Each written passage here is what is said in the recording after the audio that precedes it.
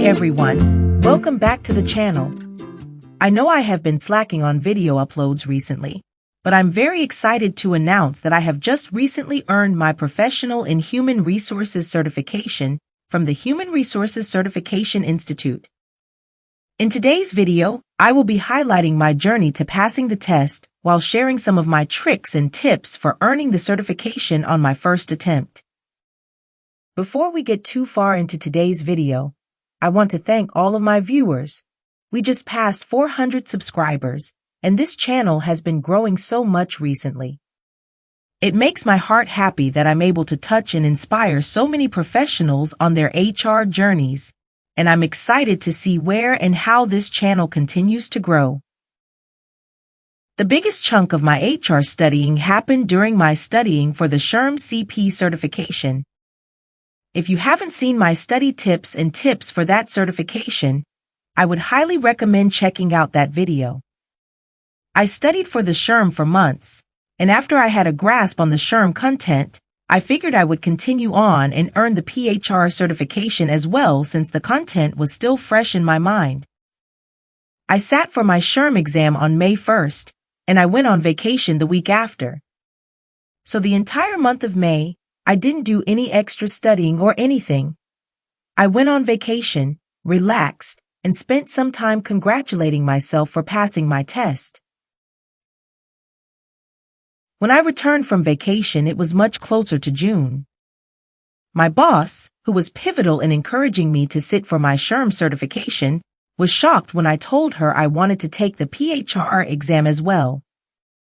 She did not earn the PHR, but she did sit for the SHRM. She was shocked because she didn't see the value in having both certifications, especially since the two certifications are both so similar. My mentality was the opposite. I knew both tests would have somewhat similar content, so while my SHRM content was fresh, I wanted to capitalize on that and study and sit for my PHR. Leave a comment below letting me know which approach you would take. Would you take one or the other, or would you want to do both? Like I said, June and July I spent time studying for the test. I was much less inclined to study as hard as I did for my SHRM, but I did purchase the study system that HRCI offers. HRCI offers a number of test prep materials, and my purchase included a study guide program that came with 2 timed, 150-question practice tests. On my 2 practice tests, I consistently earned between 70 and 75% each time I took the test. Knowing this made me very uneasy going into the exam.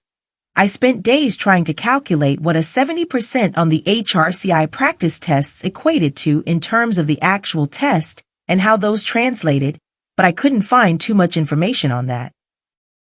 I continued studying into August, and I spent a few weeks continuing with the practice questions and continuing to study.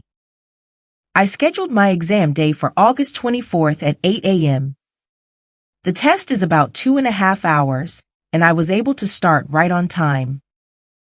I spent the night before relaxing, which to me, relaxing means knitting and watching Dance Moms, Below Deck, or Married at First Sight. I went to sleep early to ensure I was well rested and able to think clearly the next day, and this method has always been the method that works best for me during times of stress or if I'm prepping for a stressful situation or a big event the next day. It really allows me to clear my head enough to get quality sleep.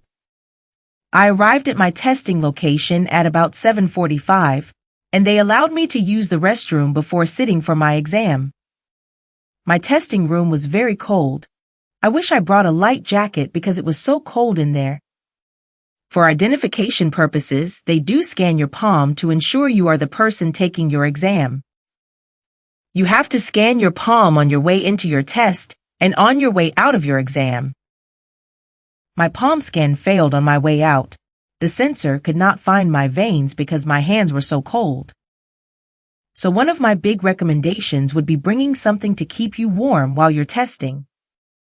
As far as the contents of the test went, I remember the questions being very labor union heavy compared to the SHRM.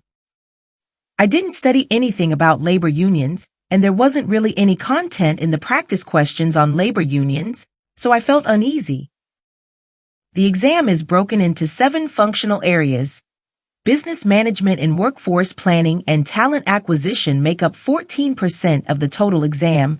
Learning and development and HR information management topics each make up 10%. Total rewards makes up 15%. Employee engagement 17%, and employee and labor relations makes up 20% of the exam. Since laws change frequently, it's important to remember that this makeup is the current makeup for the 2024 PHR exam. Keeping both the PHR and the SHRM credentials are very similar processes, and I will be doing a video comparing them both. For both, you need to participate in a number of continuing education credits within 3 years to keep your credential without needing to take the exam again. If you have any questions about keeping the certification or you have anything specific you'd like me to cover in that video, leave me a comment down below telling me what you'd like to hear more about. Now that I'm PHR and SHRM certified, I'm thinking about what I will do for my next certification. I'm dabbling into project management, and I'm thinking about earning a few project management certifications because that is where my interests lie. However, I will be sure to keep y'all updated with whatever my next decision is. If you have any suggestions of certifications I should look into, please leave a comment down below sharing what you think and your experiences. That's it for today's video. I hope you found these tips helpful. If you did, please give this video a thumbs up and subscribe to Shirley SHRM for more HR content.